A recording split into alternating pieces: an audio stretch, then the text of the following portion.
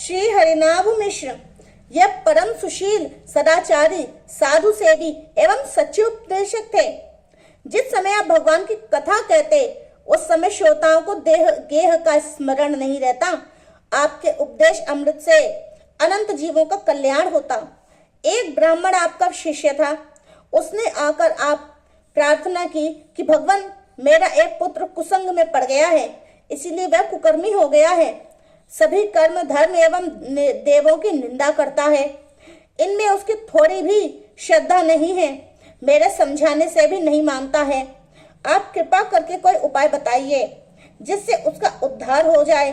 श्री मिश्र जी ने कहा, उसे मेरे पास भेजा करो। यहाँ आएगा तो उसे सत्संग मिलेगा। मैं समझा बुझाकर उसे ठीक कर दूंगा। ब्राह्मण ने आकर पुत्र से कहा, तू गुरुजी के पास नित्य जाया कर, उससे तेरी बुद्धि शुद्ध हो जाएगी। उसने पिता की बात ना मानकर उनका तिरस्कार किया। उसे सत्संग में जाने में चिढ़ थी। ब्राह्मण ने आकर सब समाचार श्री गुरुजी को सुनाया।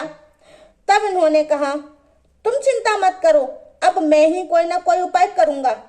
संयोगवश एक दिन वह जब उस ब्राह्मण का पुत्र इनके आश्रम के समीप होकर निकला तो इन्होंने थोड़ा सा जल उसके ऊपर डाल दिया।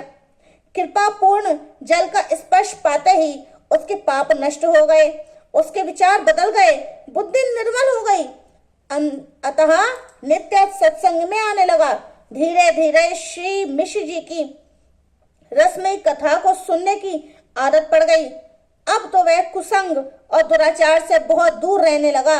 अब कथा सत्संग के बिना उससे रहा ही नहीं जाता। वह विष्णु भगवान का अनन्य उपासक बन गया।